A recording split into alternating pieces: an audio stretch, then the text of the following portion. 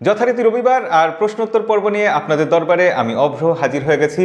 আপনারা গতবার যে আমাদের প্রশ্নোত্তর পর্বের ভিডিও ছিল সেই রবিবারের ভিডিওর নিচে প্রচুর কমেন্ট করেছেন, হাজারখানেক কমেন্ট হবে এবং সেখান থেকে আমরা প্রশ্ন বেছে নিয়েছি যতটা সম্ভব, যে প্রশ্নগুলো আজকে নিতে পারিনি। বা আপনাদের নতুন কোনো প্রশ্ন থাকলে, ইন্টারেস্টিং প্রশ্ন অবশ্যই করবেন, আজকের ভিডিওর নিচেই করবেন। আগামী রবিবার সেই প্রশ্নগুলো বেছে নেওয়ার চেষ্টা করব, উত্তর দেওয়ার চেষ্টা করব একদম মন খুলে।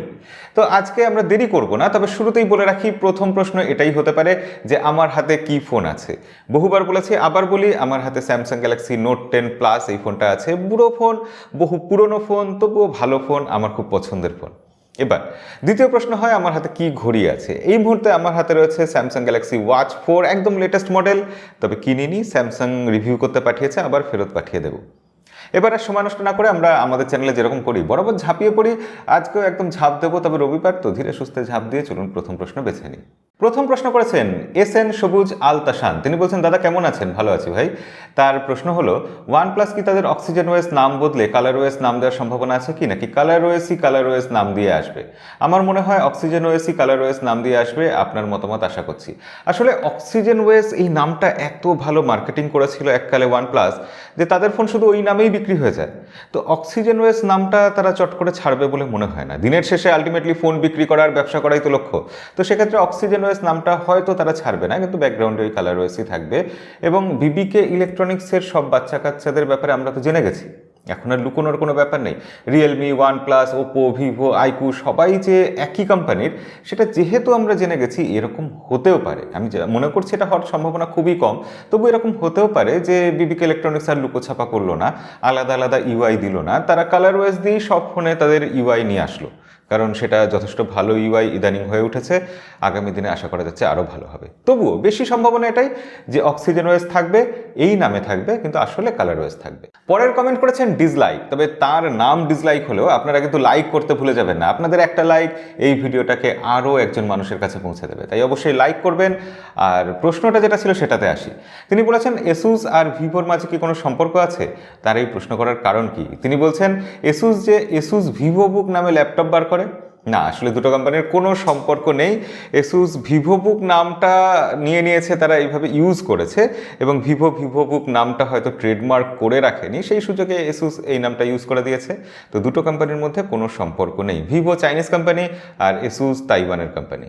মোহাম্মদ হাসান পারভেজ তিনি বলছেন, যে কোনো ভিডিওতে দেখা যাচ্ছে বা ফোন কোম্পানি নিজেরাই দাবি করে যে 1 ঘন্টা 15 মিনিট ফোন ফুল চার্জ হবে, বাট রিয়েল লাইফে 1 ঘন্টা 40 মিনিটের মতো লাগে কেন? আসলে যে দাবিটা করে কোম্পানি, সেটা তারা নিজেরা যখন টেস্টিং করে ল্যাবরেটরিতে, একদম তখন এনভায়রনমেন্ট বা সব কিছু পরিস্থিতি সব কিছু একদম আইডল কন্ডিশনে থাকে। অর্থাৎ সেই সময় দেখা যাবে টেম্পারেচার অনেক কম আছে রুমের, ফোনের মধ্যে কোনো অ্যাপ ইনস্টল করা নেই, এবং ফোনের ব্যাটারি একদম খুব ভালো কন্ডিশনে রয়েছে, পাওয়ার সাপ্লাই যেটা আছে সেটা বেস্ট কোয়ালিটির আছে। সব মিলিয়ে সেই আইডল কন্ডিশনে, আদর্শ কন্ডিশনে সেই সময় কিন্তু চার্জিং স্পিডটা এরকমই হওয়ার কথা। কিন্তু আমরা যখন বাড়িতে চার্জ দিই ওরকম তো মোটেই থাকে না। আমাদের প্লাগ পয়েন্ট ভাঙা থাকে, কারেন্ট লিক থাকে, আমাদের ফোনে প্রচুর অ্যাপ্লিকেশন ইনস্টল করা থাকে, এরকম নানা রকম সমস্যা থাকে, তাই সেই সময় এরকম তফাৎ হয়ে যায়। ঠিক যেরকম বাইকের ক্ষেত্রে বলে দেয় না যে বাইকে 100 কিলোমিটার মাইলেজ দেবে, 100 কিলোমিটার না বললেও 90 কিলোমিটার তো বলে, কিন্তু রিয়েল লাইফে দেখা যায় 50 কিলোমিটারের বেশি মাইলেজ দিচ্ছেই না। এটাও ঠিক সেরকম ব্যাপার। পরের কমেন্ট করেছেন ইমন হোসেন। তিনি বলছেন, দাদা OnePlus Nord 2, OnePlus 8T কোনটা ভালো হবে বলে একটু সাহায্য করবেন। OnePlus Nord 2 ইদানিং এমন ব্লাস্ট হচ্ছে বারবার যে সেটা নিতে সত্যিই ভয় লাগছে, এবং কাউকে রেকমেন্ড করতেও ভয় লাগছে। বিশেষ করে OnePlus Nord যে ফোনটা ছিল তার পুরো ফ্রেমের মধ্যেই OnePlus Nord 2কে বানানো হয়েছে, একদম একই ফোন, কিন্তু ব্যাটারিটা সেখানে বাড়িয়ে দেওয়া হয়েছে। তা ওই কম জায়গাতে ব্যাটারিটা কি চেপে চেপে দেওয়ার জন্য এই প্রবলেমটা হচ্ছে। আমি জানি না কী কারণে হচ্ছে, আমি এটা মজা করেই বললাম, কিন্তু যে কারণেই হোক OnePlus Nord 2 থেকে এখন একটু দূরে থাকাই মনে হয় ভালো। আর তাছাড়া ওভারঅল OnePlus 8T খুব ভালো ফোন, সেটা Nord 2 থেকে বেটারই হবে, সেটা নেওয়াই বেটার। অর্ণব খান তিনি বলছেন, ভাইয়া আমি একটা ফোন কিনবো, OnePlus 9R না স্যামসাং A52s, কোনটা কিনলে ভালো হবে? দাদা যদি বলতেন ভালো হতো। যদি আপনি পারফরমেন্সের কথা ভাবেন অবশ্যই 9R বেটার হবে, এবং সব মিলিয়ে আমি বলবো 9Rই বেটার হবে। একমাত্র ক্যামেরার জন্য স্যামসাং গ্যালাক্সি A52s নেওয়া যেতে পারে, কিন্তু বাদবাকি সব জায়গায় OnePlus 9R এগিয়ে থাকবে। তবে হ্যাঁ, আর একটা ব্যাপার আছে যে সফটওয়্যার আপডেটের ক্ষেত্রে, সফটওয়্যার এক্সপিরিয়েন্সের ক্ষেত্রে, ফোন চালিয়ে মজা পাওয়ার যে ব্যাপারটা, সেটার ক্ষেত্রেও স্যামসাং গ্যালাক্সি A52s কিন্তু ভালো হবে। পরের কমেন্ট করেছেন এসপি পিয়াস আহমেদ। তিনি বলছেন কোয়ালকম স্ন্যাপড্রাগন 720G 8 ন্যানোমিটারে তৈরি, মিডিয়াটেক ডায়মেনসিটি 700G 700 5G সেটা 7 ন্যানোমিটারে তৈরি। কোন চিপসেট ভালো হয় একটু বলবেন দাদা।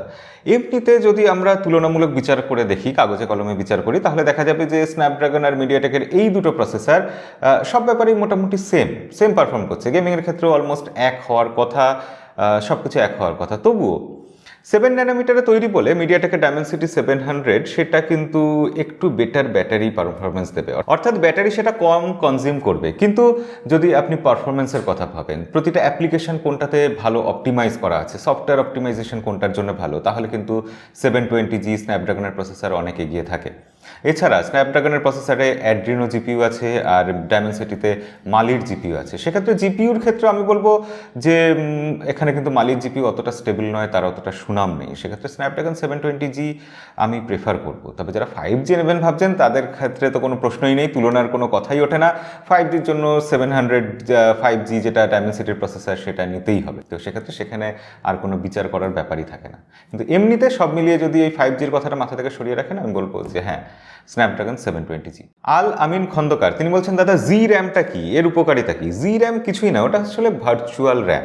সোয়াপ পার্টিশন করে মেমোরি থেকে যে আমাদের রমটা থাকে সেই রম থেকে কিছুটা মেমোরি নিয়ে র্যাম হিসাবে ইউজ করা হচ্ছে, সেটাই হচ্ছে জি র্যাম। সেটাকে এখনকার দিনে কায়দা করে ভার্চুয়াল র্যাম নাম দেওয়া হয়েছে। ভার্চুয়াল র্যাম না জেনে থাকলে, তার সুবিধা অসুবিধার ব্যাপারে না জেনে থাকলে ভিডিও দিয়েছিলাম, ডেসক্রিপশনে লিঙ্ক থাকবে, অবশ্যই সেই ভিডিওটাও দেখে নেবেন। তো আজকে আর এর বেশি বিশদে বলছি না। পরের কমেন্ট করেছেন রিহান হায়দার। তিনি বলছেন lithium ion and lithium polymer different কি ভাই, কোনটা ভালো? অবশ্যই লিথিয়াম আয়ন ভালো, এবং আজকালকার দিনে তার জন্য লিথিয়াম আয়নই ব্যবহার করা হচ্ছে বেশিরভাগ মোবাইলে ব্যাটারি হিসাবে, এবং এই ব্যাটারিটা তৈরি করার খরচও কিন্তু কম। আর এটা হচ্ছে হাই পাওয়ার ডেন্সিটি আছে এই ব্যাটারির ক্ষেত্রে। সেক্ষেত্রে এই ব্যাটারি ইউজ করলে অনেক সুবিধাজনক। সেক্ষেত্রে অনেকক্ষণ ধরে চার্জ ধরে রাখতে পারে, ছোট জায়গার মধ্যে ক্যাপাসিটিটা বেশি হয়, এইসব কারণে লিথিয়াম আয়নই বেটার। পরের কমেন্ট মোহাম্মদ জনি। তিনি বলছেন দাদা মোবাইল নেটওয়ার্কের সাথে কি বিদ্যুতের সম্পর্ক আছে কিনা, এই বিষয় নিয়ে বিস্তারিত ভিডিও চাই।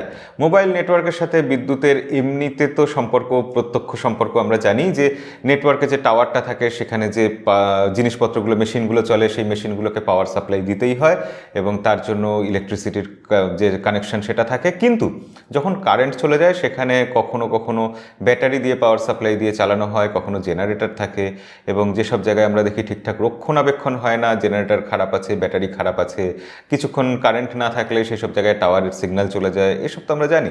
সেক্ষেত্রে ডাইরেক্ট অবশ্যই পাওয়ারের সম্পর্ক আছে। তবে আপনার ফোনের নেটওয়ার্কের সাথে এমনিতে পাওয়ারের কোনো সম্পর্ক নেই। মানে আপনার ফোনে যতক্ষণ ব্যাটারিতে চার্জ থাকবে ফোনের নেটওয়ার্ক ঠিকঠাক ধরবে, ক্যাচ করবে, এটা নিয়ে কোনো সন্দেহ নেই। ইরফান উদ্দিন আহমেদ, তার দুটো প্রশ্ন আছে। প্রথম প্রশ্ন, সাধারণত ডিএসএলআর ক্যামেরাতে কত মেগাপিক্সেল লেন্স ব্যবহার করা হয়? সেটা যে কোনো মেগাপিক্সেল হতে পারে। ইদানিং আমি দেখেছি 24 মেগাপিক্সেল এরকম মোটামুটি ব্যবহার করা হয়, এটা খুব কমন হয়ে গেছে। এছাড়া ডিএসএলআরে যেরকম কোম্পানি যেরকম মেগাপিক্সেল দেবে সেরকমই হয়।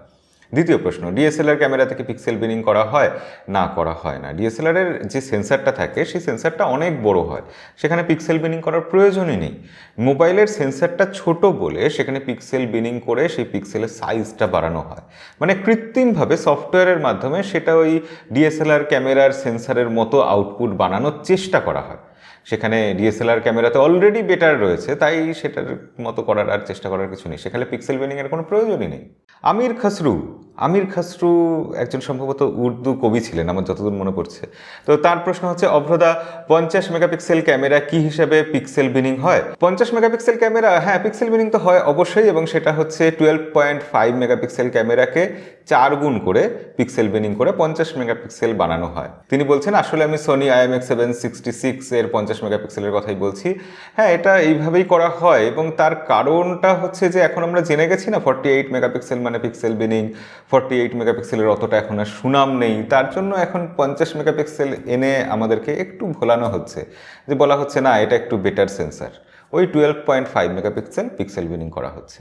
আজকের শেষ প্রশ্ন, এবং যেটা সব থেকে বড় উত্তর হবে, যে প্রশ্নটা আপনারা প্রায় করেন, সেটা হচ্ছে যে 15,000 টাকায় বাংলাদেশের সেরা ফোন কী হবে? প্রশ্ন করেছেন মোহাম্মদ রফি সওদাগার। তিনি বলছেন যে দাদা বাংলাদেশে 15,000-এর মধ্যে কোন ফোনটা ভালো হবে গেমিং ক্যামেরার জন্য? বাংলাদেশে এই মুহূর্তে বেশ কিছু বিকল্প রয়েছে 15,000 টাকাতে, এবং সেই ফোনগুলো আপনি ইন্ডিয়াতে যদি ধরেন তাহলে ওটা 10,000 টাকা ইন্ডিয়ান রুপিতে সেরা ফোন হবে। তাই ইন্ডিয়ার যারা দর্শক আছেন তাদের জন্য আমি বলবো, আমি যে কটা ফোনের নাম বলছি সেগুলো ইন্ডিয়াতে 10,000-এ বেস্ট ফোন, আর বাংলাদেশে সেটা 15,000-এ বেস্ট ফোন, মোটামুটি অ্যাভারেজ ধরে নিতে পারেন। এবং বাংলাদেশের ক্ষেত্রে এগুলো সাধারণত অফিসিয়াল ফোনের কথাই আমি বলছি, আনঅফিসিয়াল ফোনের কথা এখন আলোচনা করে কোনো লাভ নেই। তো প্রথম ফোন আমি যেটা বলবো, তিনটে ফোনের কথাই বলবো মেনলি। প্রথম ফোন হচ্ছে পোকো M2 রিলোডেড। এই ফোনটার কোনো কম্পিটিশন নেই, কারণ এই দামে ফুল HD প্লাস ডিসপ্লে দিচ্ছে, ভালো প্রসেসর দিচ্ছে। এখানে রয়েছে মিডিয়াটেকের হিলিও G80 প্রসেসর, প্লাস এখানে ক্যামেরা ব্যাক সাইডে যেটা রয়েছে তারও সেটা বেশ ভালো।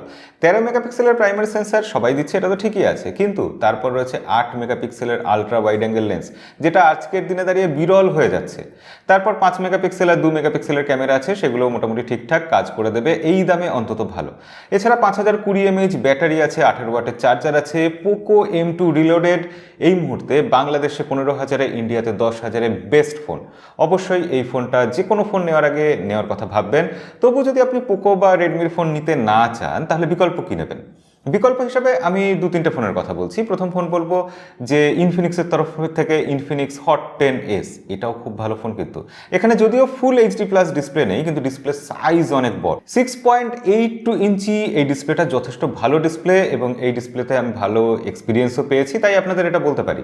প্রসেসরও ভালো আছে, মিডিয়াটেকের হিলিও G85 প্রসেসর, ব্যাটারিও বড় আছে, 6000 mAh battery.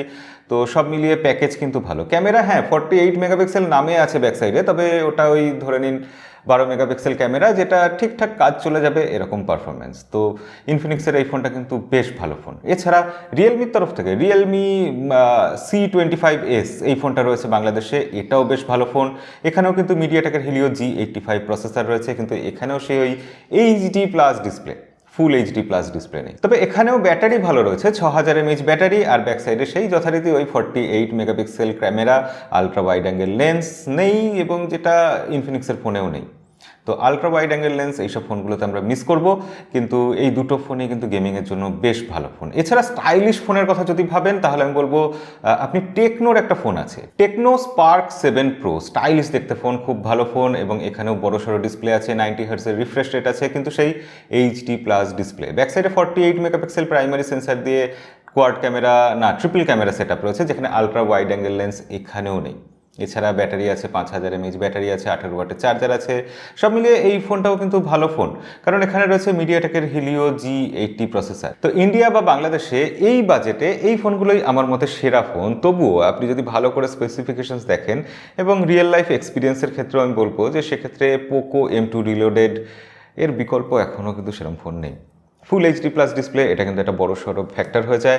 Ultra wide angle lens, এটা একটা বড় সড়ো ফ্যাক্টর হয়ে যায়, যেখানে কম্পিটিশন কেউ এগুলো দিতে পারছে না। তো যাই হোক, আজকের ভিডিওতে এইটুকুই বললাম। ভিডিও কেমন লাগলো অবশ্যই কমেন্ট করে জানাবেন। নতুন হলে চ্যানেলে সাবস্ক্রাইব বাটনটা প্রেস করে রাখবেন। দেখা হবে পরের কোনো ভিডিওতে। আজকের মতো বিদায়।